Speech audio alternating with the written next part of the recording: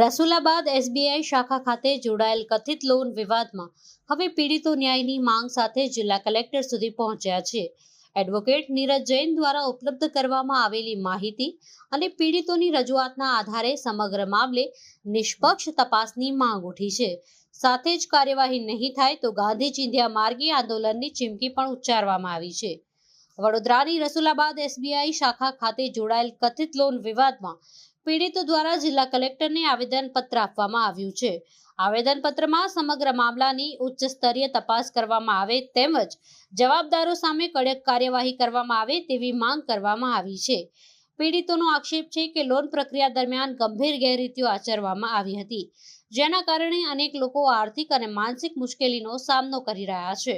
આ મામલે એડવોકેટ નીરજ જૈન દ્વારા પણ કેટલીક વિગતો અને દસ્તાવેજી માહિતી ઉપલબ્ધ કરાવવામાં આવી હોવાનું જણાવવામાં આવ્યું છે. પીડિતોનું કહેવું છે કે લાંબા સમયની રજૂઆતો છતાં યોગ્ય ન્યાય મળ્યો નથી, જેના કારણે હવે જિલ્લા કલેક્ટરને આવેદનપત્ર આપી તાત્કાલિક હસ્તક્ષેપ કરવાની માંગ કરવામાં આવી છે.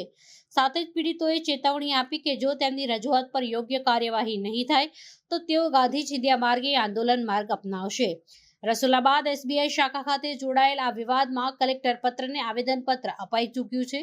હવે તંત્ર શું પગલાં ભરે છે અને પીડિતોને ન્યાય મળે છે કે નહીં તેના પર સૌની નજર મંડાઈ છે. વડોદરા શહેર જિલ્લામાં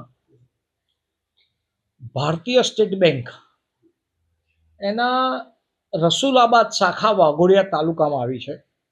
એ રસુલાબાદ શાખાના મેનેજર અને કેટલાક મળતિયાઓ દ્વારા ભેગા થઈ હરિજન સમાજ, ગરીબ કામદાર વર્ગ, રિક્ષાવાળા, ઠેલાવાળા અને અનાજ કરિયાણાની નાની નાની દુકાન ધરાવનારા આવા લોકોને લોનની લાલચ આપી સંપર્ક કરી વડોદરામાં રહેતા હોવા છતાં રસુલાબાદમાંથી લોન આપવાનું એમને એક પ્રલોભન આપવામાં આવ્યું. જરૂરિયાતમંદ તો દરેક વ્યક્તિ હોય છે પૈસા માટે, એટલે આ લોકોએ કહ્યું કે સારું, અને કે તમારે ઝેરોક્સ જ કાગળ આપવાના. એટલે આ લોકો પાસેથી શરૂઆતમાં ઝેરોક્સ કાગળ લેવામાં આવ્યા. કેટલાક લોકોની લોન 4 લાખ રૂપિયા સેન્કશન થઈ. સેન્કશન થયા અને તમને એને લેટર પણ આપી દેવામાં આવ્યો કે તારે જો 4 લાખની સેન્કશન થઈ, અને પછી એને કહ્યું આ 2 કાગળ પર સહી કરી દે. એટલે એની સહી લીધા પછી એ લોકોના ખાતામાં ઓડી સિસ્ટમની જેમ 19,20,000ની લિમિટ સુધીની લોન બતાવવામાં આવી. ઓકે, અને આવા કેટલા જે લોકો છે પીડિતો છે? આવા 100 પીડિતો છે. અને આ જે કંઈ થયું, આ લોકોને ખબર નહીં, અભણ માણસો, અંગ્રેજી આવડે નહીં, અંગ્રેજી કાગળો પર સહી લીધા. અને એમને એવું હતું કે અમારે 4 લાખની, 2 લાખની, 3 લાખની લોન છે, પણ એમના રકમ તો ખૂબ મોટી થાય, 10 લાખ, 15 લાખ એવી લોન લઈ લીધી આ લોકો.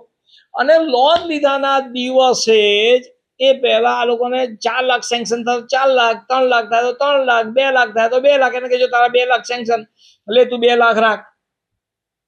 અને પછી એની પાસેથી કાગળ પર સહી લઈ અને એના નામે 15 લાખ, 10 લાખ, 19 લાખ સુધીના પૈસા બેંકમાંથી લીધા લોન તરીકે. અને જે દિવસે પૈસા લેવાય એ જ દિવસે આ કૌભાંડ કરનારા, છેતરપિંડી કરનારના પત્નીના એકાઉન્ટમાં પૈસા ટ્રાન્સફર થઈ જાય અને પછી બધા વેચી લે. અચ્છા, તો આપ એવું પણ માનતા હશો કે આ જે ઘટના છે, આ ઘટના હજુ આનાથી પણ વધારે લાભાર્થીઓ, બધા પીડિતો હજી વધી શકે એવી સંભાવનાઓ કેટલી? આ બે દિવસથી મારું ચાલે છે આ વિષય. તો આને લઈને મને વડોદરા શહેરની બીજી પણ કેટલીક બેંકોના લોકો મળવા આવ્યા. એમના એકાઉન્ટમાં બી આવું થયું છે. એક નગીન કાકા કરીને ઉંમરલાયક વ્યક્તિ છે, જે સફાઈ સેવક તરીકે કામ કરતા હતા, અત્યારે રિટાયર થયા પછી રિક્ષા ચલાવે છે.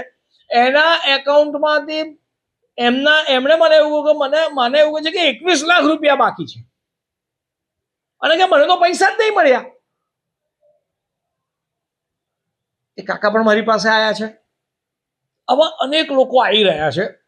અને મેં આ બધાને એવું કહ્યું છે કે આવા જેટલા પીડિતો શહેર જિલ્લાના, આ બધાને હું ન્યાય અપાવીશ. મેં આ લોકોને એવું કહ્યું છે કે હું તમારી પાસે ફી નહીં લઉં. હું વકીલ હોવા છતાં કોઈ વકીલ મફત ના કરે. હું આ ગરીબો, કારણ કે વડોદરા શહેરના મારા ભાઈઓ છે આ બધા, હું એવું માનું છું કે વડોદરા શહેર મારું છે, મારા શહેર જિલ્લાના લોકો છે અને એને મદદ મળવી જોઈએ. કારણ કે સર સયાજીરાવ ગાયકવાડે ગરીબ લોકોને, અભણ લોકોને વડોદરા શહેરમાં મદદ કરી હતી. હું એવું માનું છું કે હું સયાજીરાવ નથી, પરંતુ એ નગરીમાં રહું છું તો મારું આ નગરી પ્રત્યે ઋણ છે. એ ઋણ અદા કરવા માટે આ ગરીબ લોકોના હું આ કામ કરીશ. આ લોકો સામે અલગ અલગ ફરિયાદો થઈ છે. 138ની ફરિયાદ, પૈસા કામગીરી વિશે પણ આપે જી જી આ દાવા પૈસા વસૂલ કરવાની ફરિયાદ. એમાં કેટલાક લોકોના તો મકાન સિક્યુરાઇઝેશન એક્ટ હેઠળ કબજે લઈ, એમાં એક જણનું મકાન તો વેચી દેવામાં આવ્યું કબજે લીધાના દિવસે જ. કેટલા 5, મારી પાસે 5 લોકો એવા છે કે જેના મકાન સીલ થઈ ગયા, એ લોકોને મકાન છોડી દેવું પડ્યું. એક વડોદરામાં જ રહે છે રિક્ષા ડ્રાઈવર પ્રકાશ પવાર, એમને આમાંથી કઈ પૈસા મળ્યા જ નથી. પૈસા મળ્યા નથી. અરે એનાથી આગળ વધીને એના મકાન એને સીલ કરી લીધું SBI બેંકે. હવે આ સ્થિતિમાં જાય તો જાય ક્યાં? એની પાસે પૈસા નથી, ઘર જતા રહ્યા, રિક્ષા ચલાવે, ઝૂંપડપટ્ટીમાં રહે છે લોકો, સાવરણાથી સાફ કરે, વડોદરા શહેર ચોખ્ખું રાખે, લોકોના સંડાસ બાથરૂમ ધોવે, એવા લોકોના પૈસા આ લોકો લઈ જાય. આ કેવી રીતે ચલાવાય? મેં સરકારને આજે DSP ને આવેદનપત્ર આપ્યું. આગામી દિવસોમાં કલેક્ટરને પણ આવેદનપત્ર આપવાનો છું ને કહેવાનો છું. મેં DSP સાહેબને આજે કહ્યું છે કે તમે 2 કેસ થાય ને પાસા કરતા હોય દારૂના 2 કેસમાં, તમે મારામારીના 4 કેસમાં પાસા કરતા હોય તો આની સામે 100 ફરિયાદ છે. તમે ફરિયાદ તો લો, અને હરિજન સમાજ છે તો એટ્રોસિટી લગાડો, તો આ લોકોને કંઈક રાહત થાય. આને આ લોકોની પ્રોપર્ટી જપ્ત કરો, એમના એકાઉન્ટ સીઝ કરો અને એમાંથી પૈસા વસૂલ કરો અને SBI ભરે. અને હું કલેક્ટર સાહેબને કહેવાનો પણ છું કે જે પ્રકારે ખેડૂત મિત્રોના આપણે લોન હોય છે એને માફ કરતા હોઈએ છે, તો આ હરિજન સમાજના લોકોના પૈસા, લોનના પૈસા માફ કરી એમને બેઘર થતા અટકાવવા જોઈએ. અને તમારી પાસે આ પૈસા કેવી રીતના વસૂલ કરવાનો એનો ઓલ્ટરનેટિવ માર્ગ છે. આ આરોપીઓ, આ કૌભાંડીઓની મિલકત જપ્ત કરી લો, એમના પર એટ્રોસિટી લગાડો, ઓટોમેટિક વસૂલ થશે. અને બેંકના જે ઓફિસર છે સસ્પેન્ડ કર્યો, પણ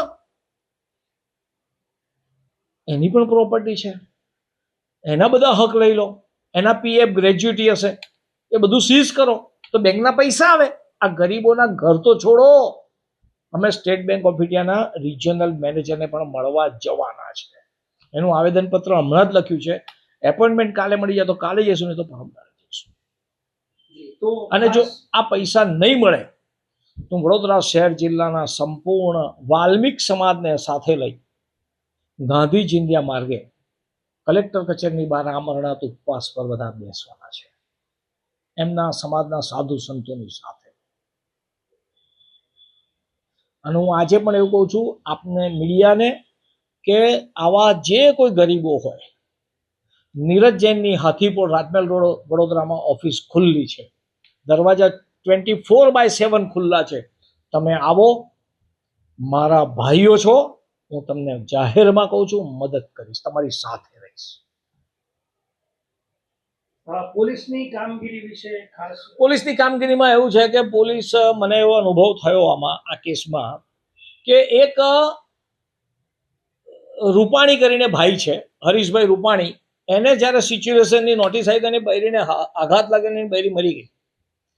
પછી એ દિવસે થોડી ત્યાં ધમાલ થઈ ગઈ એટલે પેલા બેંકવાળા ભાગી ગયા. એના પછી એણે કોર્ટમાં જઈને ફરિયાદ કરી, કોર્ટે ઓર્ડર કર્યો, એ લોકો હાઈકોર્ટમાં ગયા, તો હાઈકોર્ટમાં આ લોકો ગયા, એના પછી હાઈકોર્ટે ઓર્ડર કર્યો, ત્યારે ફરિયાદ દીધી, પરંતુ એમાં પોલીસે સમાધાન કરાર લખાઈ દીધો, એની ધરપકડ નહીં કરી. અને તોય આજે પૈસા નથી આવ્યા સમાધાન કરાર પછી. એટલે મને ઘણીવાર એવું થાય છે, પોલીસની ભૂમિકા આ વિષયમાં વડોદરાના પોલીસની શંકાસ્પદ છે, જે તે વખતના PIની. એવી જ રીતે વાઘોડિયા પોલીસ જે તે વખતના એની પણ ભૂમિકા શંકાસ્પદ છે. હું આ જાહેરમાં કહું છું, સમજીને કહું છું, કારણ કે તમે અરજી આવ્યા છતાં તમે એક પણ તપાસ ના કરો.